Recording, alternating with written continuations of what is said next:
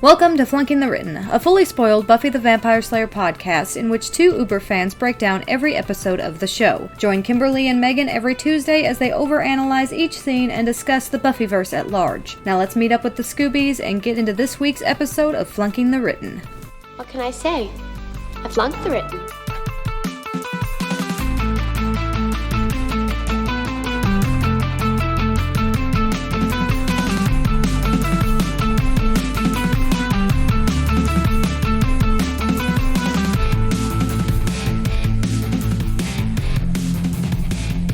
Alright, Kim, so we're going to start our discussion of Inca Mummy Girl. This was written by Matt Keane and Joe Rinkmeyer and was directed by Ellen S. Pressman. And the blurb is, a beautiful Inca princess who was buried alive in a tomb 500 years ago is accidentally brought back to life in the Sunnydale Natural History Museum, which is, so far, I think, my favorite blurb that we've gotten. It's not exactly accurate. She wasn't really buried alive. It's like all over the place. It's very specific to something that is a very small fraction of this episode and also not accurate in that small fraction that it discusses. Yeah. This is kind of a meh episode and also a really big episode all at once. Yeah. And we don't see Angel or any of the new vampires. Spike and Drusilla aren't in it. In fact, we don't see any vampires in it. Yeah. But we do get to meet Oz. Yeah, we get to meet for the first time Oz, Devin, and Jonathan, all three in the same episode. And Devin's kind of a minor character, but he's still in several episodes in the high school years. Yeah. And Oz and Jonathan are both pretty major characters. Oz obviously gets to be a main character for a while, but Jonathan has a huge story arc that continues to the very end of the series. True. So, like, a lot of great character introductions in this episode. For an episode that is real rough. Yeah. It's definitely a one-off episode.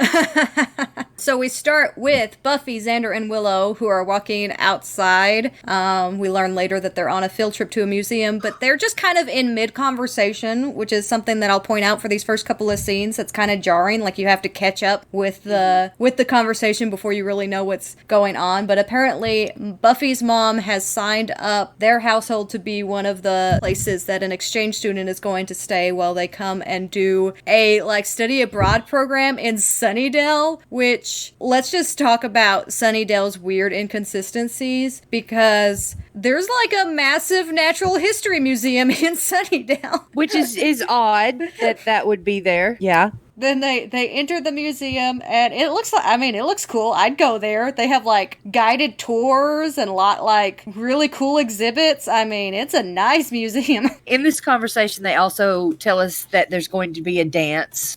Mm-hmm. And Willow mentions, and she does this several times throughout the episode, she mentions that she has the best costume for the dance. She really does. Which I agree, she does.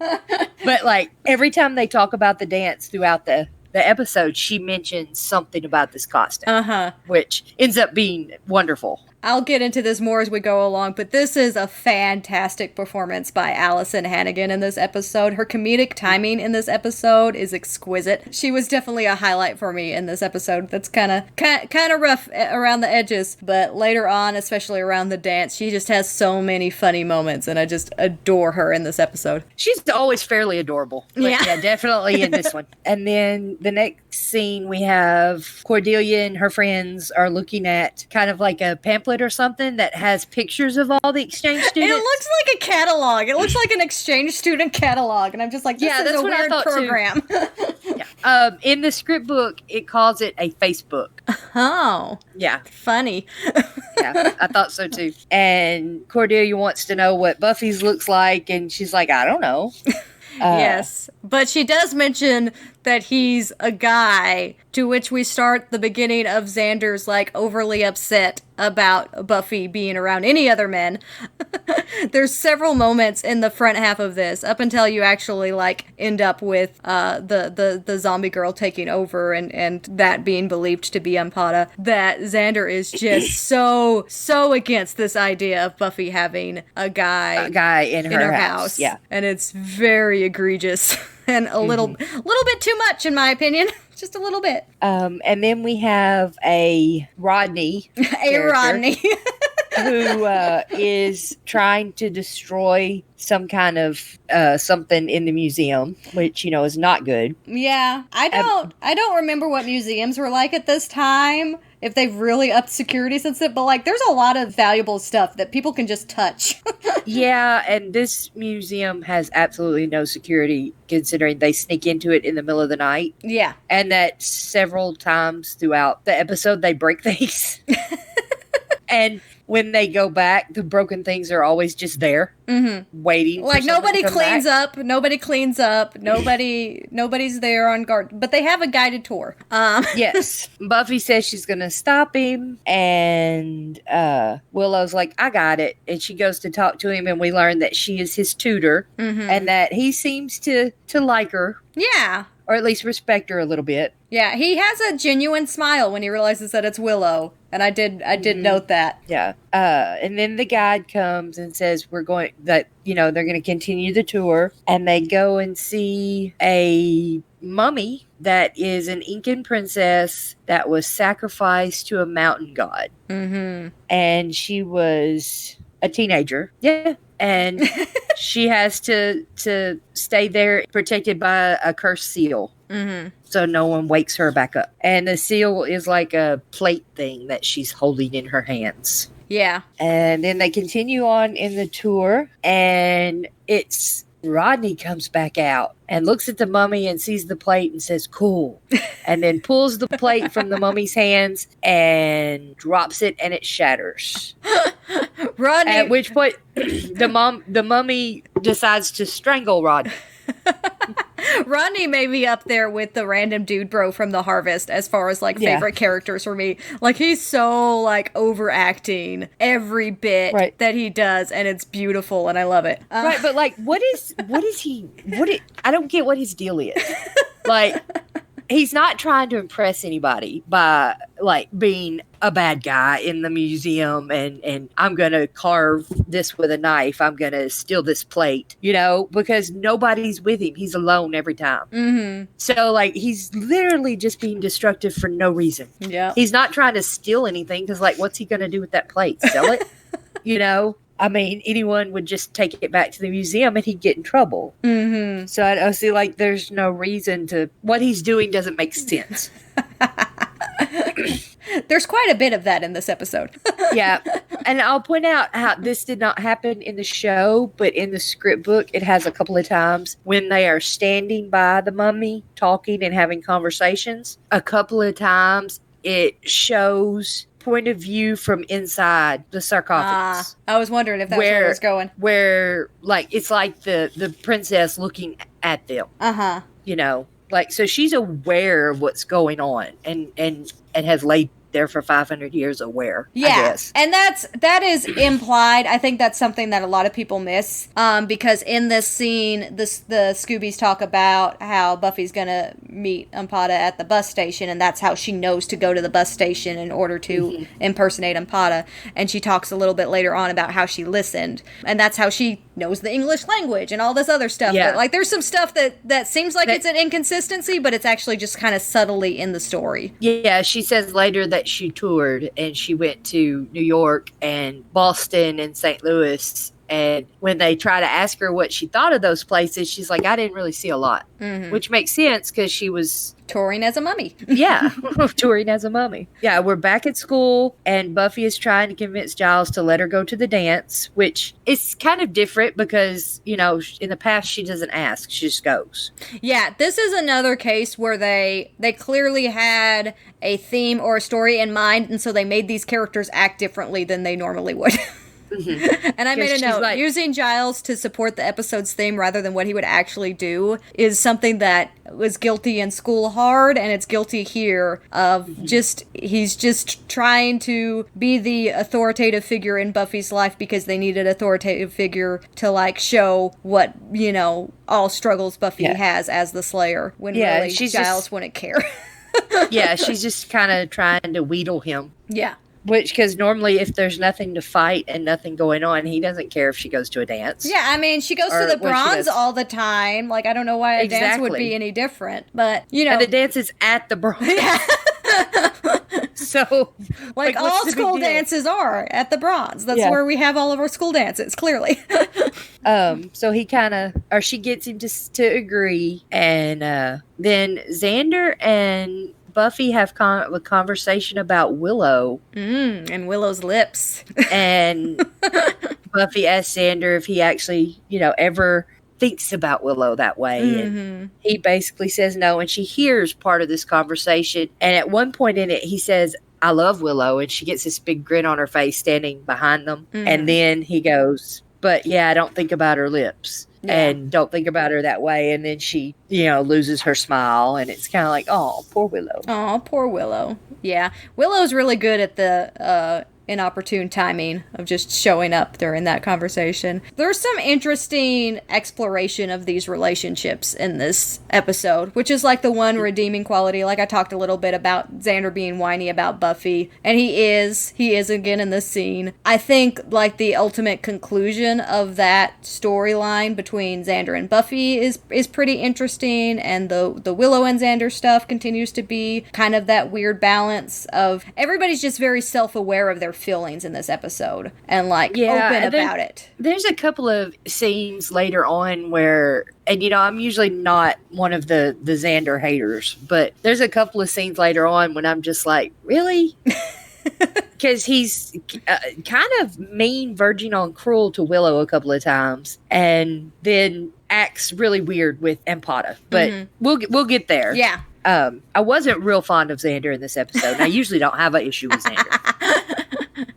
But anyway, Willow's there to announce that Rodney has been missing, which I don't know why this is that big of a deal, because Rodney seems like a kid that would just randomly be missing. Yeah, I thought so too. And she's like, the police are looking for him, and it's only been like a day, and like police don't really look for teenagers that go missing in a day. Yeah, especially with one who I'm sure has the record that Rodney has. Right. They're like, nah, he'll show up. I love the conversation they have that ends this scene. Hey, maybe he awakened the mummy. Right, and it rose from its tomb. And attacked him. That moment of realization that they had are like, oh yeah, we live in Sunnydale. Yes. And Giles is with them, with the three of them, and they're at the museum, and they're going to check out the mummy and make sure it's still there and stuff. And they get there and find the plate, the seal, and it's broken. And I've got in my notes here that this is like a whole day later. Yeah. So none of the museum staff noticed this. Nobody came in to clean stuff up. Nobody checked on her like an archaeologist or scientist or something. And they didn't have any more school groups come through. Like, I'm assuming since this is a touring exhibit, it's there just for a little while. Yeah. So wouldn't they have like a school group every day? We know there's other high schools in Sunnydale. They mention it. I mean, they disappear later in the series, but at this point, they exist. So, yeah. There's also the fact that Giles just flat out steals part of the seal from the museum. Like, just tucks it under his jacket and walks out. I've got that in there, too. Like, come on, Giles, you know better. But yeah, they check, and the mummy's still there, and then a guy jumps out and attacks them, just out of nowhere. Right. And he's, like, wearing I don't even know, kind of a robe type thing, and has a big machete type knife. I'm not even sure what it would be called. It's a long curved knife.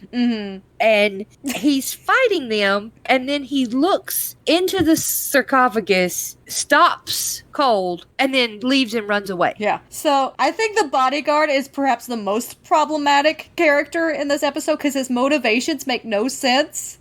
And also, if you removed him, what changes of this story? Nothing really. But here's my thing. We're in a museum. I would assume that people come to look at the exhibit, which is the mummy princess. He's the bodyguard. He's been following her for 500 years, or I don't know if he's reborn every so often, or it doesn't get into that, but he knows what the deal is. He knows people come to look at her. So why is he fighting the people who come to look at her when he doesn't know that she's gone until he looks in there and sees that it's not her?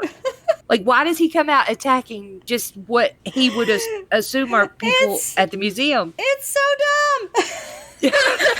Like, because he doesn't realize she's not there until he looks into Yeah, that's the way it's read, at least in that the scene. sarcophagus, and then he's like, oh, yeah, and it's takes not her. off. And then he runs out. I'm guessing to go look for her. It's so... Even though he has no idea what she's going to look like. Worst character. Yeah. Anyway, then they decide not to worry about that guy. Yeah. And take the seal, pieces of the seal back to study. And Willow then, and I love how observant she is with this, notices that the mummy has braces. Yeah. And they realize that that's not the mummy, that's Rodney. Mm-hmm. So the mummy is gone. Dun, dun, dun. Dun, dun, dun. So yeah, there's a quick scene where they're back at the library and they're talking about trying to figure out what's going on. And Giles is going to go work on the seal, and then Buffy quickly realizes, oh yeah, that exchange student I was supposed to pick up. And Xander's still whiny. Trying to be like, Buffy, come on, like this is clearly a bigger deal. Why don't you just abandon this student who's not from this area and let them just... Not the area, not from this country. And then we have a scene at the bus station where Ampada gets off the bus and he has his trunks and all his stuff, and he hears someone call his name and for some reason goes toward it. And the mummy grabs him and kind of, I guess, sucks his life out. Yeah, that's kind of the way that they explain it. They suck the life force out of you, the mummies. Yeah. But yeah, soon after that, the Scoobies show up, and Buffy's calling for Ampada. They're super late. They're trying to figure out where he is, and a very beautiful woman approaches and says, I am Ampada. And Xander reacts. Xander reacts, just like you would expect Xander to react. And Buffy takes her home and is showing her around the house, and Pada's got some good lines here that are clever when you know that she's actually a 500-year-old mummy, which the audience should have been able to figure out. Yeah. Buffy shows her the kitchen. She says it is very good. It's kind of funny because, you know, she would have never seen a kitchen like that before. Mm-hmm. Obviously. They kind of discuss how she's a girl and not a boy, and talk about her touring, and Xander is very cringy with kind of speaking to someone who has English as a second language. Yeah. It's one of those weird things where I'm going to say something that may be controversial, but I kind of like the Xander and the mummy personating Ampada. We're just going to refer to her as Ampada because there's not really anything else to refer to her as. But I kind of like that relationship. Like, there's parts of it that I think is really kind of genuine and cute, but obviously she's a mummy sucking life force from people, so there's some issues there as well. But like the start of it and the end of it is really gross to me. But then like somewhere in the middle, it kind of turns cute, and it almost makes me kind of want to root for them. I'm just like, they really get each other, and Xander is so much more himself around her than you ever really see Xander around girls at a certain point in this episode. But yeah, he's very like, I don't even know what to call it. Like, because he's not really trying to be smooth. American speaking to someone who has English as a second language. Yeah. Is what I call it. But it's like, he's clearly trying to flirt with her, but he's not doing anything. Like, I don't know. He's trying to figure out how to flirt with somebody who he knows is out of his league, but because of that weird she's not from here mentality, he thinks maybe I have a shot anyway. And it's really gross. There is a scene here that was cut out that is between Buffy and her mom, and it's not really that much of an important scene. It's basically Joyce telling Buffy, do you want to, show her to your room, and explaining that she's going to share the room with Buffy because they can't put a girl in the study where they were going to put a boy. And I'm like, okay. Hey, I am like for that, just because the idea of a study in that household, like, I assume there's a room that exists that is eventually Dawn's room that never really exists until Dawn comes in, but maybe that was the study. Maybe they're I studying. think at one point you kind of see it, and it's a sewing room. There's Which I don't know why, because yeah. I don't think anyone in that house sews. I don't know. There's like a weird flashing bit in season 5. We'll analyze it when we get there. I like that the Summers household has a study in at least some version of reality. Buffy is like, I don't want to share my room, and Joyce is like, yeah, y'all could share secrets, and Buffy says, I like my secrets. They're secret, and it's not really an important scene that got cut out or anything. I just thought I would share it. So from there, we're actually in Buffy's room, getting ready to go to bed, and this is the beginning. It's already been kind of in there, but this is the beginning of, like, hammering home, oh, yeah, look, Buffy and Ampata are, like, the same. Let's drive that into all of our viewers' brains repeatedly to where they couldn't possibly interpret it any other way. But you just have this, I wanna be normal like you, and like I want a normal life and all of that. And Buffy's like, yeah, normal life coming up. And it's the beginning of a parallel that I don't think entirely like works. Like, they're doing something with it, but they don't do enough with it to make it really that interesting. You can't really do it in an hour. Yeah. And it was a one episode thing, so they didn't get to develop it as much as they could. I mean, I could see where they were going, but it just didn't make it there. Yeah. Well, and it's kind of weird because they try to make Ampata more sympathetic, but it's really hard to do that with a character that you've already seen, like, kill 2 other people. It's another one of those weird things where they kind of play with Buffy's empathy in weird ways, to where she's really empathetic to the circumstances that led to the sacrifice, but they don't ever really have that conversation. Like, there's not that specific conversation between those 2 girls that really makes it work, that makes that storyline gel. It's just, like, kind of there. And I think what this is the first time that I think it's going to be truly guilty of it. But I know that in the writer's room, for the longest time, their big thing is any episode of Buffy the Vampire Slayer, there had to be something that connected back to Buffy, because Buffy was the central figure and everybody else were just satellites around her. And so there always had to be, I think the question was, what's the Buffy of it, right? Like, any story that they pitched, whether it was a Xander-focused story or a Willow-focused story, they still had to find what was Buffy's story in that episode. And so they kind of, like, half-developed this idea of the parallel between Buffy and Ampata, but they didn't really do enough with it to make it land in any way that was impactful. I agree completely. In the next scene, we meet the members of Dingoes Ate My Baby for the first time. And it is Sam and Oz, who are loading equipment into a van, and Cordelia, who is talking with Devin, who is the band's good-looking lead singer. That says that in the script book. Now, I just want to say right here, this is not Cordelia's type at all.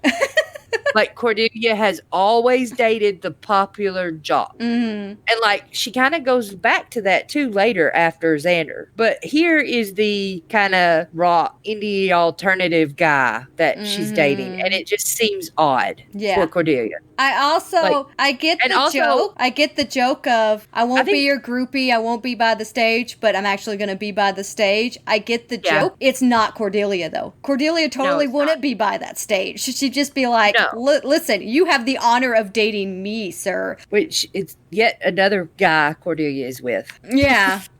Yeah, there's a lot. But as far as I know, nothing horrible ever happens to Devin. No, I think the last time we see him is a random episode in season 4, like toward the beginning of this season, where, like, they run into him at a party and then we never hear from him again. Yeah, Devin's introduced, played by Jason Hall, and then around the same time we're introduced to Oz, played by Seth Green. Yeah, but right before we meet Oz, there's a scene where Cordelia is talking about her exchange student that's staying at her house. Sven. I could have just skipped all the Sven stuff as well. But here's the thing.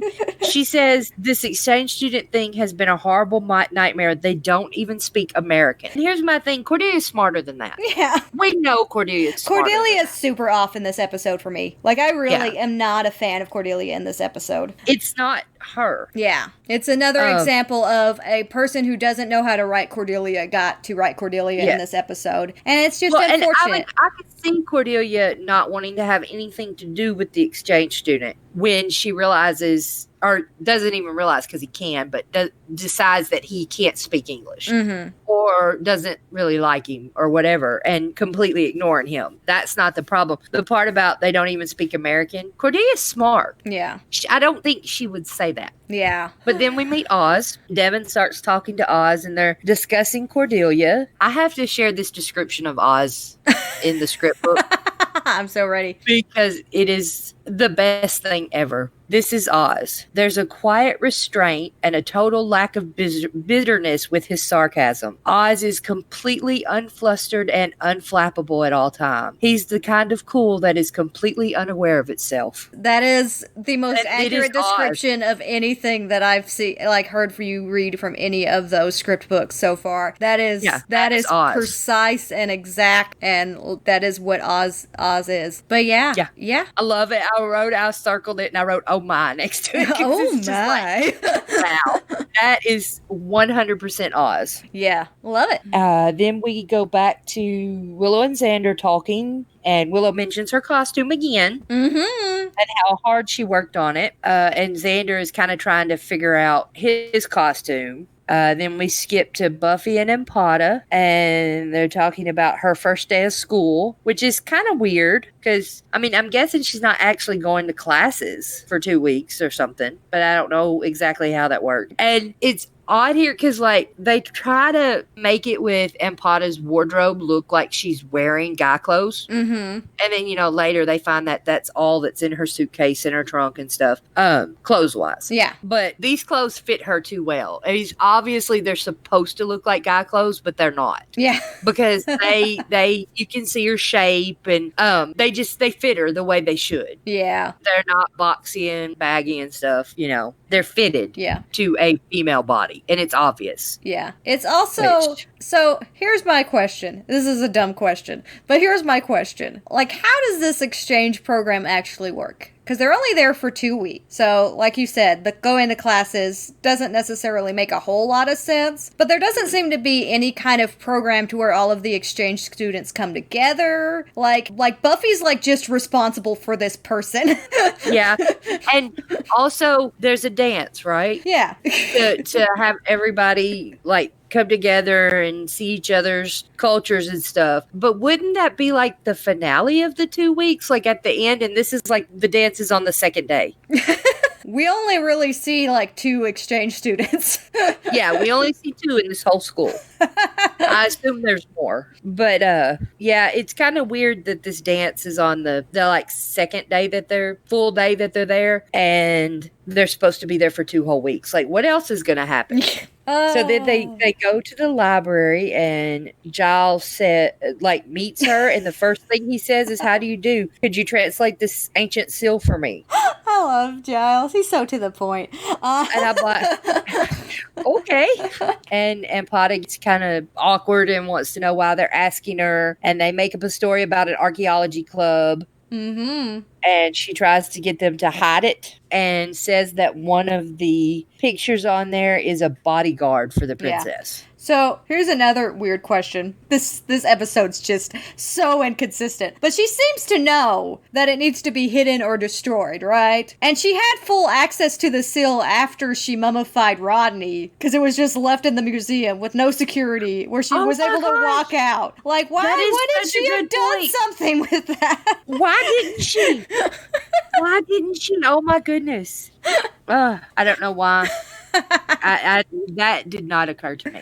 Like, she took the time to place Rodney there in the sarcophagus. But not to fix the seal or just finish destroying it. Yeah, like do anything with it. Hide it. Yeah. Like she gives all these suggestions for things to do with the seal. Like it's the first time she realized, oh yeah, this is a thing that can lock me away again. Yeah. And then they work out that Xander and Xander will spend the day with Empata and kind of take care of her because Buffy has to do her archaeology club work. Yeah. And Willow gets a little upset and is like, boy, they really like each other, don't they? Mm-hmm. Sad Willow, sad. Yeah. So this is the scene I really like with Xander and Empata. This scene's super cute. I like this scene, but oh my gosh, Xander, stop talking with your mouth full.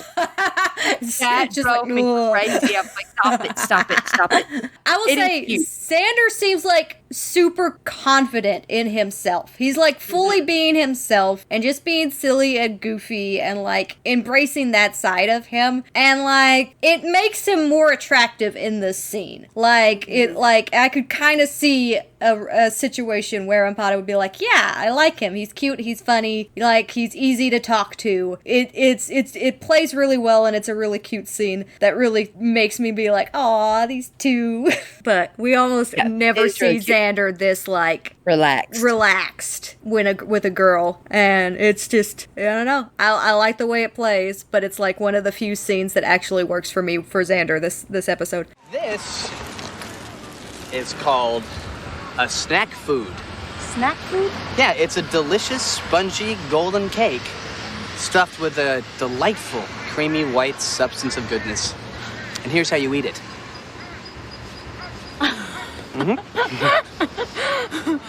Oh, but now I cannot try it. That's why you've been two.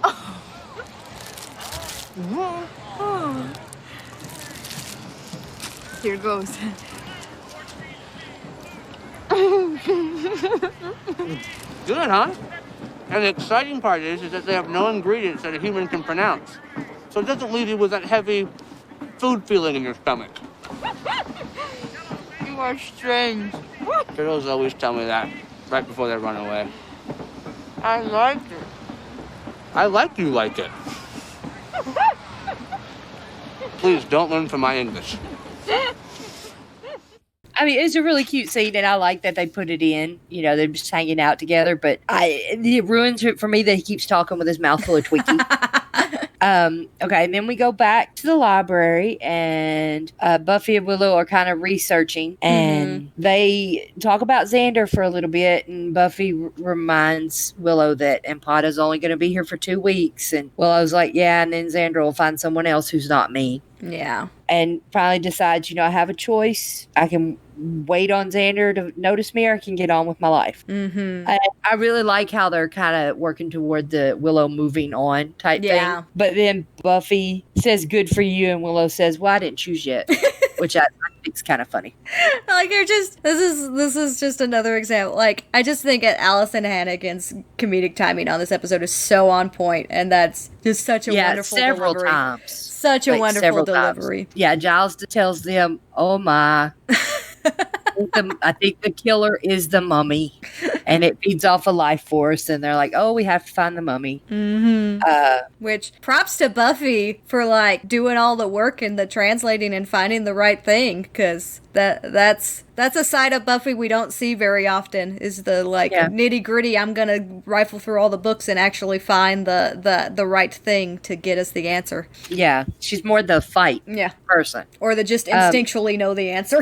Yeah, that too. And then we cut back to the bleachers where Xander and Empata are, and the bodyguard is attacking them again. Continues to be the worst character. He's not a very good bodyguard. Well, what's the motivation here? Like, he has tracked Xander down and like is specifically going after Xander, and then looks at Empata as is like, it's you. Like, why was he so fixated on Xander? Like, I don't know. Like, how does he not know it's her? It's so illogical. They run away from him and escape and get back to the library and tell Buffy what happened, and that the bodyguard was after the seal, and Empata tries to get them to destroy it, and then they tell her that they're not an archaeology club, they're a crime club.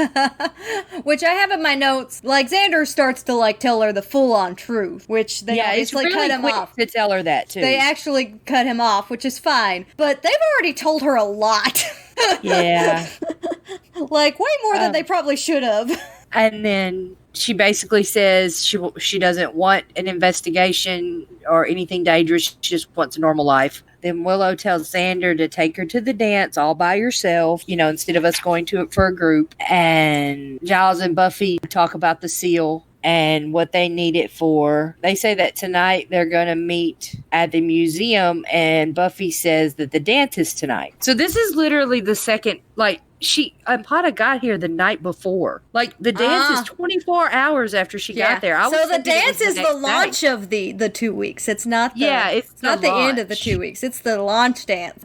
I wonder what's the end of the 2 weeks. That makes more sense that it's the launch than just randomly after a couple of days. So this is literally 24 hours after people arrive for this exchange program. Yeah. So Buffy and Giles are going to go to the museum while everyone else goes to the dance. And then Xander tells Ampata about how much he likes her. Mm-hmm. And Ampata says, I like you too. And he says, you're not a praying mantis, are you? And we have another item for our counters. Yeah. So from there, she goes to the ladies' room and runs into our lovely bodyguard. This is at least kind of an interesting exchange. And again, works on this idea that at one point they were trying to write Ampata as more of a sympathetic character, but then this scene also devalues that, because the bodyguard's the people you kill now are innocent. This is also the first declaration of love, where Xander and Ampata are just magically in love. Yeah. In this episode. In a day. Yeah. I guess I could kind of understand it from Ampata's viewpoint because of this circumstances of her life up to this point, and be like, hey, I'm free, and I found a boy that I kind of like, so I might as well be in love, because I have literally lived my entire life just listening to the surroundings for 500 years. I'm ready to start living already. And then we have of course, again, bash you over the head with it, Ampata is the chosen one, but she somehow, this bodyguard's not very good, because she somehow just kind of grabs him and is just all right, I'm gonna take your life force now, and really awkward. She's just a normal girl. She doesn't have powers or anything. I have a note about that later, because she holds her own against Buffy as well. Me too. She just somehow just has this ability to pull super strength out of nowhere when it suits her, I guess. But yeah, she overpowers the bodyguard rather easily and just sucks his life force. And man, that's a really shoddy bodyguard system this whole mystical sacrifice thing had set up. Yeah. Yeah. Then she comes out of the bathroom and it's I decided I'll go to the dance with you, Xander. Yeah. I just thought of another mild, just a little thing. But, the next scene, she just goes on this, thing. It's just I need lipstick. I don't have lipstick. But we literally see her putting on lipstick in the bathroom before the bodyguard shows up. Oh, that's a good point. There's so many things that just don't connect in this episode. Yeah. But anyway, Buffy's room, and Ampata asks for lipstick. Which apparently is in her pocket. Yeah. Well, no, she's wearing her dress now, isn't she? Yeah. So maybe it's still in her pocket of her pants. Yeah. And Buffy tells her she's not going to the dance, and they talk about Xander, and there's a little scene where Ampata says, I'm happy he has a way of making the milk come out of my nose. That was in the script, but not in the episode, or was that in the episode? And I just missed it. Okay, that was in the script, but not in the episode. Okay. I was just Buffy I would have noticed that. Yeah, Buffy says he seems very happy around you, and then that's the end. Or not the end, but that's all they talk about Xander. But in the script book, Ampata says, "I'm happy too. He has a way of making the milk come out of my nose." Nice. And Buffy says, "And that's good." And Ampata's for making me laugh. Mm-hmm. So then they stop talking about Xander then and start looking for the lipstick, and Ampata opens a drawer with Buffy's vampire stuff in it. Yeah. Buffy really needs to move that stuff to a different place. Yeah. I talked about it before. That's just too exposed, Buffy. Come on. Yeah. And while she's doing this, Impada's telling the story of her life, how out of all the girls in her generation, she was, and Buffy says, chosen. Mm-hmm. So, yeah. They hit it really heavy here. Yeah. And Impada says she was 16, and who knows what she gave up to fulfill her duty to others, what chance at love. And Buffy says, who knows? And then meanwhile, Buffy says, let me unpack the rest of your stuff, and opens a trunk lid, but she's not looking down, so she doesn't see it, but we see it, and there's a body in it. And right there, the doorbell rings, and Buffy goes to get it, and Potta then locks the trunk, with a padlock that she apparently just had, laying around. And it's Xander come to pick Buffy up for the dance. And I do not get what his costume is supposed to be. They just make jokes about it the whole time, but I don't get it. So yeah. So here's my thing. Xander he comes there and appears to be in a situation where he thinks that he's going to be picking up both Ampada and Buffy, because makes comment about Buffy's costume, and then later on Willow even asks, where's Buffy? But Willow's whole point of not riding with Xander was so that Xander and Ampada could be on a date, yet Buffy's an appropriate third wheel in that scenario. Well, I mean, I know why Xander asked Buffy where her costume was, because they were originally going to all go together. And Willow said you should just take Impada. Yeah, but why was there no communication to Buffy that hey... Yeah, she's not going. But it is weird that Willow asked where Buffy was, because why just her not going, Yeah, there was no communication about these dance plans at all. Right. So Xander and Impada leave for the dance. You want to try that again? I'm sorry. Xander and Impada leave for the dance, and Joyce is standing at the door with Buffy watching them leave, and makes a really heavy comment about only 2 days in America, and already she seems like she belongs here. And Buffy's like, oh yeah, because I don't. And also, I guess Joyce didn't get to hear the thing about how she had toured Atlanta and New York and all of these other places. Oh yeah, good point. Good point. Yep. I think there are a lot of inconsistencies. It's really a rough episode. Yeah, it is a very rough episode. I didn't realize how rough. It's rough. Then we're at the Bronze, and Dingo's Ate My Baby is playing. The band. And I have some notes here, and I had them earlier when we first saw Oz, and we kind of got off on a different subject, but I do not like his mustache. I don't remember in any of the times I've ever watched through the show him having that mustache. I don't like it. And I think by the time he's in another episode, it's gone. They get rid of it really fast. We'll have an Oz mustache watch. I'm going to pay attention to when it's gone, because I don't like it at all. I'm hoping by the next, I think the next one he's in might be Halloween. Yeah, he's definitely in that one. Yeah, I don't know if he's in Reptile Boy that's next, maybe. But I hope it's gone then. Yeah. I don't remember how long he had it, but I don't like it. And then, we have Cordelia at the Bronze, and she walks up to Willow and says, oh, I almost wore the same thing. And then we see Willow and her costume that has had all this buildup. And it's just the best. Yes, she is completely dressed as an Eskimo. Very authentic, harpoon and everything. Yeah, which that shouldn't be allowed at a school dance. Well, I mean, it was 1997, so maybe you could have that at a school dance then. It is kind of weird, though. Maybe it's a plastic one. Maybe. But she probably got it out of the library. It looks very authentic. Well, it probably belongs to Giles. That's the whole inspiration. She saw the harpoon in the library. It's I know what I'm going with. And then the things, there's several comments about this costume and how it affects Willow and the way she moves. There's also descriptions of it in the script book that are hilarious. Because Cordelia walks away and it says Willow is constrained by her outfit and has to turn her entire body to watch Cordelia go. And Cordelia's talking to her friend about Sven.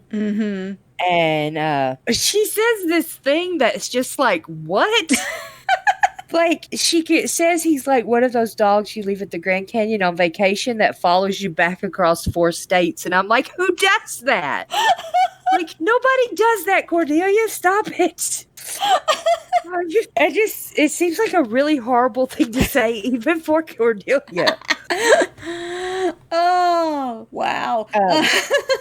And Gwen, who seems to really likes Finn, offers to take him to go get drinks, and they leave. And then Willow sees Xander and Ampata come in, and they come up to Willow. And this is the part where I really don't like Xander very much, because Willow talks about how great they look, and Ampata says, I love your costume, and says it's very authentic, although I'm not really sure how she would know anything about Eskimo culture. But Willow says, thanks. And then Xander says, yeah, you look snug. And which is, the words aren't that bad, but the way The he delivery acts of it. when he says it, the delivery It's the costume. and the way It's the weird costume that we don't fully understand. He just like has a personality shift.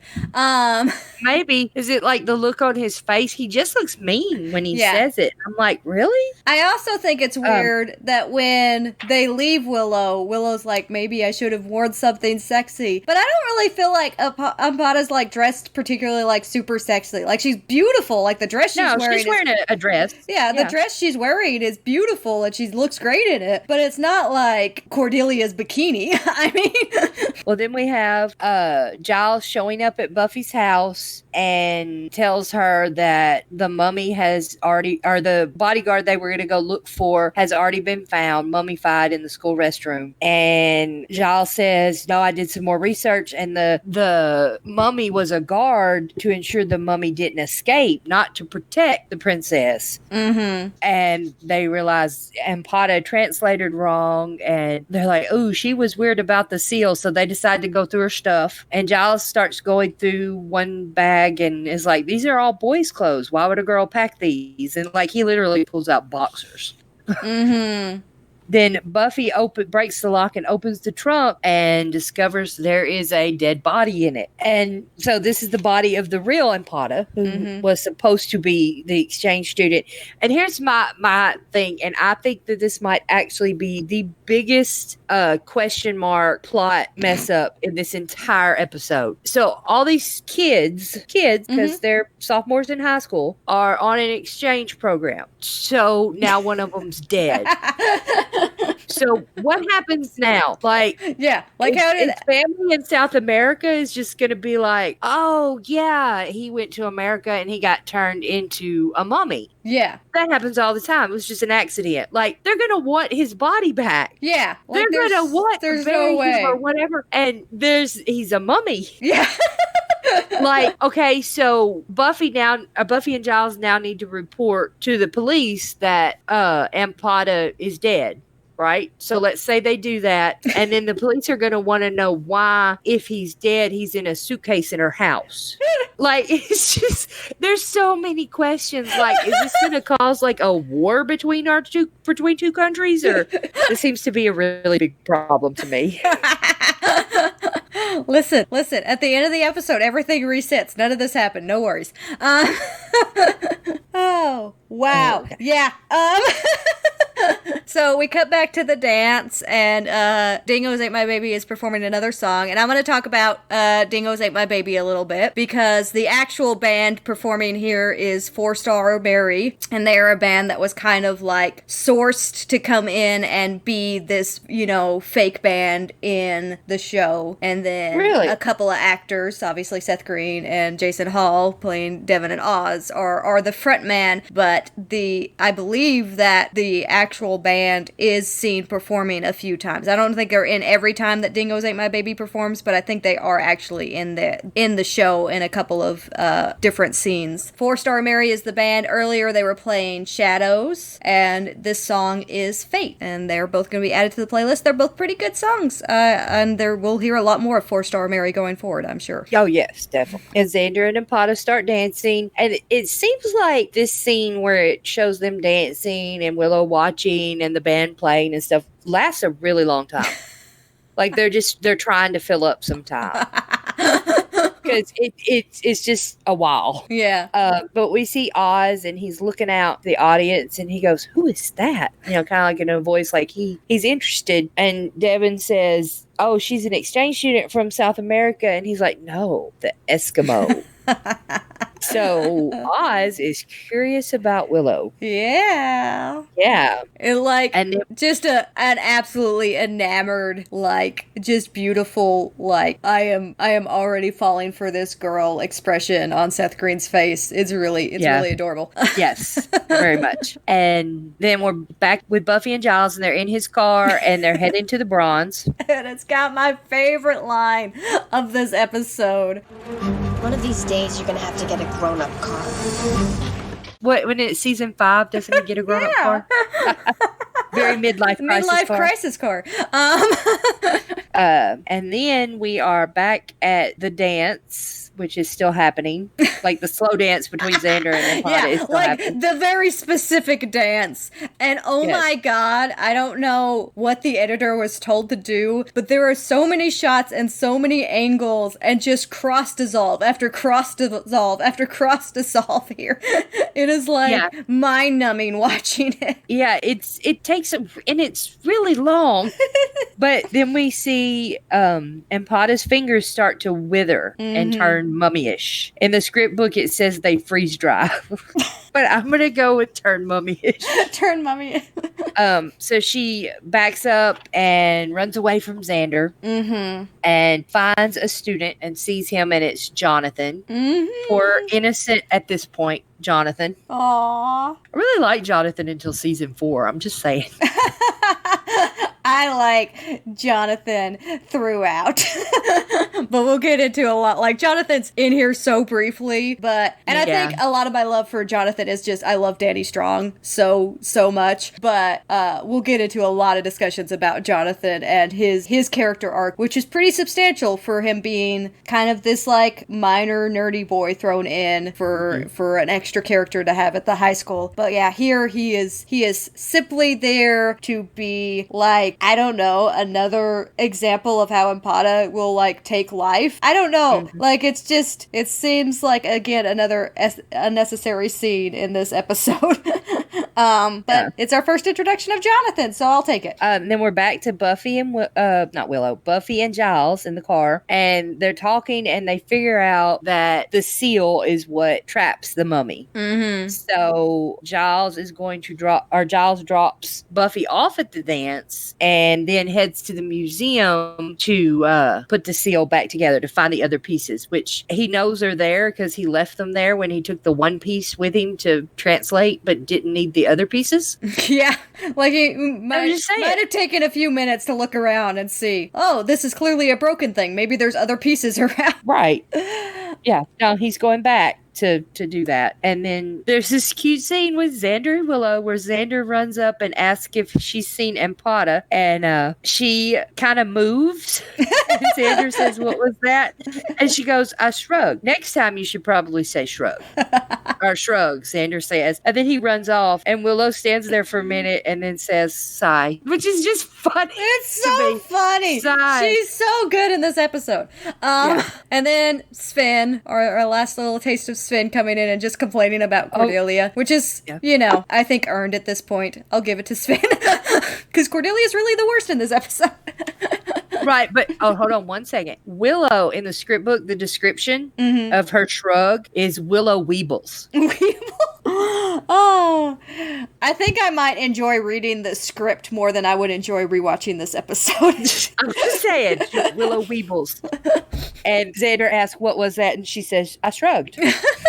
So yeah, then there's the scene with Sven, and then we're back to Impata and Jonathan, who is stroking Jonathan's hair, and he's like, "Your hands feel kind of rough." Because, they're freeze-dried. Yeah. He goes, "Aren't you with Xander?" She's like, "Does it look like I'm with Xander?" And then all of a sudden we hear Xander. And Jonathan, he clues in. He's like, "Oh, yep, I'm going to go now." Yeah. There you are. Why'd you run away? Because I do not deserve you. Wait, you think that you don't deserve me? Man, I love you. they're in love, and like it's literally been 24 hours. Yeah. So here's the crazy thing about this exchange. This says so much about Xander, because he doesn't even really he says it in a way that he doesn't oh man, I shouldn't have said that or anything like that. Like, he starts to react, but he's clearly reacting to her crying and not the fact that he just said I love you. But this says so much about Xander. They haven't known each other very long, but his quick admission to love is just oh, here's a beautiful girl who says that she doesn't deserve me. And just yep, I love her. Well, and then the next scenes with them are all painful, so melodramatic. I love you. We can't be together. I'm like, so Bangel, and they just become Bangel in a flip of a. Right, it's just immediate. They've known each other for months. Xander and Pod have known each other for literally. It's not even been a whole day yet. It might have been exactly a day. Yeah, but that's it. They ate a Twinkie together and a dance once. That's it. That's all that's happened. But all the crust dissolves, Kim. All the emotion in those crust dissolves. Oh. They fell in love during that dance. Yeah. Anyway, she starts kissing Xander and kind of I guess unintentionally starts to suck his life. Yeah, is it always does she have a choice at all? Yeah, because anytime she kisses, Xander's probably not going to stay with her. That's not a long-term relationship thing happening. Right. Yeah. And Xander, she realizes and lets go of him, and Xander falls to the ground. And in the book, it says that he drops to his knees, face drawn, half of his life's been sucked away. Okay. Woof.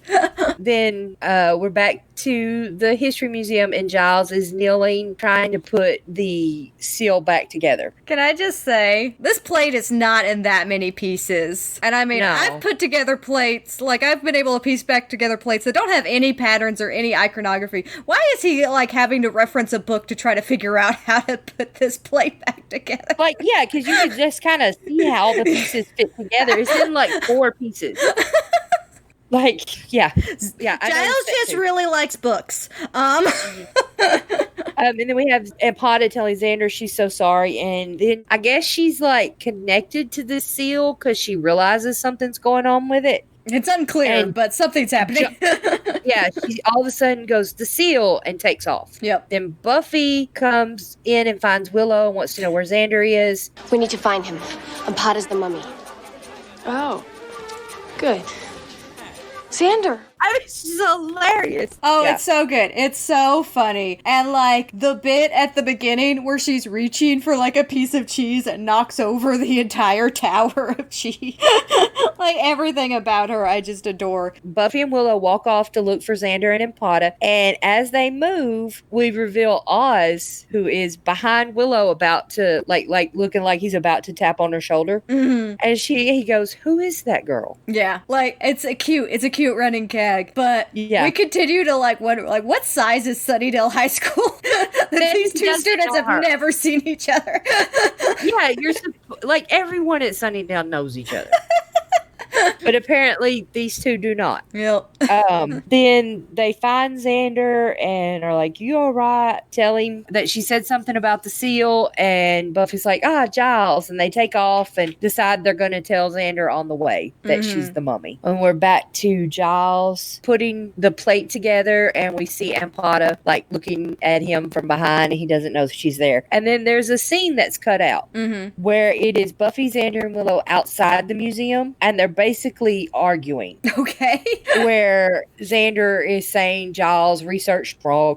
She's not the mummy. I know her. This can't be. She told me, she said. And Buffy's like, I know. And looks at him all sad. Kind of basically that. And they cut it out, I guess, because they needed more time for the dance. Yeah, they had to have all those crosses actually film the dance. Yeah, right. So they cut that part out. Then we're back to Giles, who's got one more piece left, and Empada grabs the seal and shatters it beyond repair. hair and starts squeezing Giles and is about to kiss him. And here comes Buffy. And they do the whole, you've been keeping secrets. You're not a normal girl and you are thing. And they fight.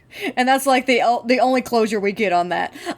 Yeah. And Ampada puts Buffy inside the sarcophagus and closes the lid and then grabs Willow and is going to kiss Willow. Yeah. Well, and it's never really explained, but it seems like she understands that if she doesn't kiss someone right away, she's going to die. But that just kind of happens for the viewers. Yeah. And Xander he's like, no, you can't have her. You got to kiss me. And she's like, let me have this one and we can be together. And Xander's like, never gonna happen.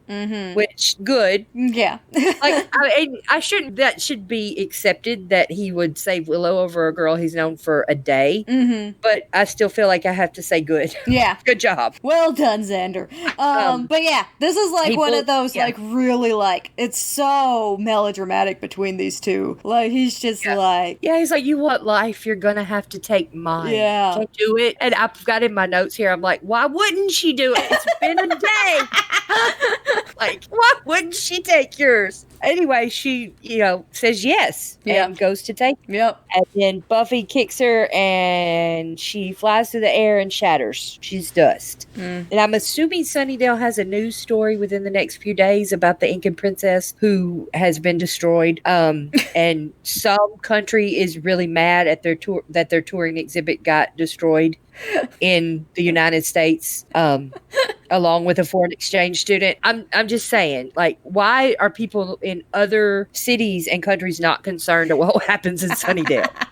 Because this exhibit's famous enough, it's been to museums all over the country. Oh, yeah. Yeah. Like, that's another, like, head scratcher. Like, how big is Sunnydale? Because, like, she went to all of these major cities on this tour before, and, like, then Sunnydale. And she's famous enough and popular enough to do this, but there's still no security. Yeah. At this museum. They just, like, walk in late at night. Like, and completely exposed, like, none of it makes sense. And destroy what I would have to think is a priceless thing, the mummy. And the seal. Anyway, but then again, the way this museum is run is probably going to be another 2 months before anyone notices. Yeah. That they were destroyed. They'll just walk in several weeks later and be like, when did this happen? So, and then Buffy and Xander and Giles and Willow all walk out together. And Xander and Buffy kind of joke about how he has the worst taste in women. And Buffy says that Ampada wasn't evil, at least not to start with. And she kind of goes with she was a girl that had her life taken from her. I know what that's like. And then they reference Xander bringing Buffy back to life.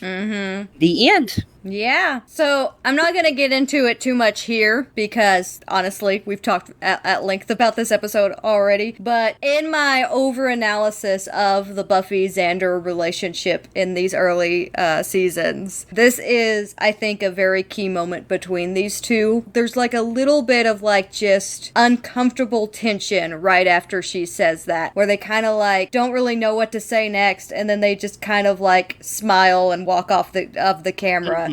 After she's just like, oh, I had you to bring me back. But it'll play bigger in a scene later on in this season. The theme of the Buffy-Xander relationship in season 2 and kind of the idea of what they were going for, I think will play bigger in this, but this is the first hint of it. And I just wanted to point it out because I think that there's something very specific about the way that last scene was acted. And it kind of comes out of nowhere because there's several things in this episode that remind us that there's nothing really going on with Buffy and Xander. There's even a moment earlier on where Willow says, at least with you, I knew he never had a shot, which again kind of supports this idea of Buffy will never be interested in Xander in any romantic way because of Willow. And like Willow's like a main motivator in that initial decision to not have anything but a very mutual friendship with him, or at least on her side. Later on it becomes a mutual friendship. Xander still very much has the feels, but like there's like little things in this episode that like build on this idea that I have forming about the Buffy-Xander relationship, but I don't think it really comes to a head until later on after Angel's turn. So I'm gonna save it, but I'm gonna tease y'all now because that's what I like to do. Okay. Foreshadowing. That's how I do it. Foreshadowing. Later on, I will discuss Buffy and Xander, believe it or not. But yeah, this episode's kind of trash. Can I just say that comfortably? There's a few cute things in it. I like Willow. It introduces some characters that I'm gonna come to enjoy later on. But, oh man, the inconsistencies, the pacing, the weird decisions on, like, what story they were trying to tell, and none of them actually making sense. It's a rough episode. Yeah, it's very, there's a lot of inconsistencies and a lot of plot holes, and yeah, it's just not one of my favorites.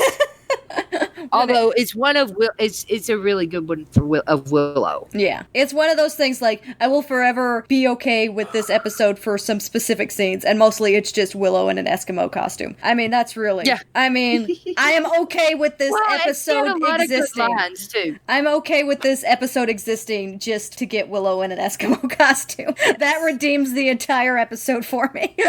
Willow Weebles. Willow Weebles. Unfortunately, I think I'm also going to complain about next week's episode, which is Reptile Boy, because I remember that also not being a great episode. But we will discuss that when we come to it. But yeah, that's the end of this podcast, and this is when we say bye. Bye. I always like, why do you always laugh at the way I say bye? Long pause and then bye. It always tickles me.